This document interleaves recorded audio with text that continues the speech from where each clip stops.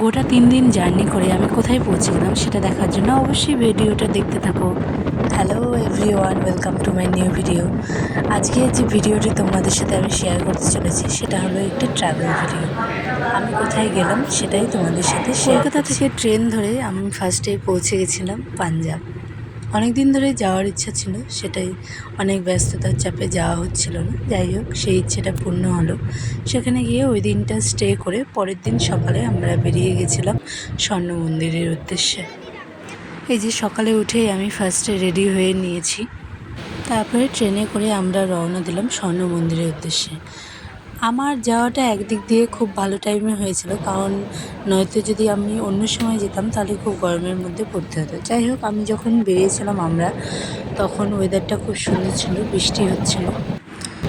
2-3 ঘন্টা ট্রেন জার্নির পর আমরা পৌঁছলাম অমৃতসর স্টেশনে। সেখানে থেকে বেরিয়ে তারপরে একটা টোটো ধরে আমরা পৌঁছে গেছিলাম স্বর্ণ মন্দিরের একদম খুব কাছে। টোটো থেকে নেমেই সেখানে কিছুটা পথ পায়ে হাঁটা রাস্তা, এই মোটামুটি 5-10 মিনিটের মতো সেই রাস্তাটা আমরা পায়ে হেঁটেই গেছিলাম। সেখানে গিয়ে তারপরে এই যে দেখো তোমরা, ওয়েদারটা খুব সুন্দর থাকায় আর বৃষ্টি পড়ায় আমাকে অতটা কষ্টের মধ্যে পড়তে হয়নি। নয়তো আমি ভাবছিলাম এই সময় যদি রোদ হতো তাহলে আমি কীভাবে যেতাম। যাই হোক, আমার অতটা কোনো অসুবিধা হয়নি। এই যে তোমরাও দেখে নাও চারপাশের ভিউ। বৃষ্টি হচ্ছিল, আমি ভাবলাম হয়তো ভিড়টা একটু কম হবে, কিন্তু না, ভেতরে এত মানুষ এসছে আমি দেখে অবাক। আর এরপরে আমরা ভেতরে প্রবেশ করলাম। সবচেয়ে সুন্দর যে ব্যাপারটা, এই যে দেখো, এখানে আলাদা করে পা ধোয়ার কোনো ব্যাপার নেই। এখানে সামনে একটা জলের আছে, যেটার মধ্যে দিয়ে পা ডুবিয়েই তোমাকে সেই স্বর্ণ মন্দিরে প্রবেশ করতে হয়। আর ভেতরটা দেখে আমি জাস্ট মুগ্ধ হয়ে গেছি, তোমরাও দেখে নাও। মন্দিরের চারপাশে যে এই জলটা দেখছো, এই জলটাকে ওরা খুবই শুদ্ধ মনে করে। অনেকে তো এই জলে স্নানও করছিল।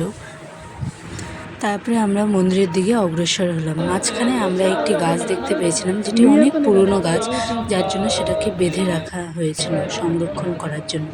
তারপরে আমরা লাইনে দাঁড়িয়েছিলাম। এই যে দেখো কত মানুষের ভিড়।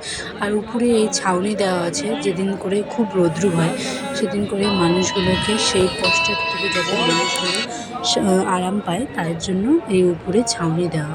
আর এখানে অনেক লোকই জল বিতরণ করছিলেন, যাদের দাঁড়িয়ে থাকতে অনেক অসুবিধা হচ্ছে তারা সেই জলগুলো মাঝে মধ্যে পান করে নিচ্ছিলেন। এই যে তারপরে আমরা অনেক 1.5 ঘন্টা 2 ঘন্টা ওয়েট করার পর আমরা মন্দিরের মধ্যে ঢুকতে পেরেছিলাম। যাই হোক, তাও অনেক ভিড় ছিল, তোমরাও দেখে নাও।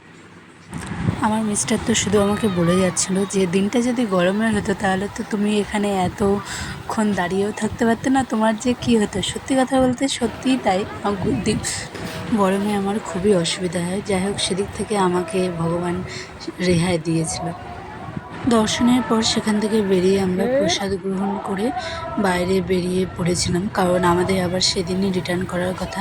মাঝখানে একটু দাঁড়িয়ে আমরা একটু ভিডিও, ফটো এগুলো তুলে নিয়েছিলাম। তারপরে ওখান থেকে বেরিয়ে বাইরে একটা আইসক্রিম খেয়েছিলাম। তারপর সেখান থেকে আমরা কোথায় গিয়েছিলাম সেটা দেখার জন্য অবশ্যই তোমাদের আমার এই পেজটিকে ফলো করে রাখতে হবে। ভিডিওটি ভালো লাগলে অবশ্যই লাইক, কমেন্ট এবং সাবস্ক্রাইব করে আমার পাশে থাকবে। টাটা।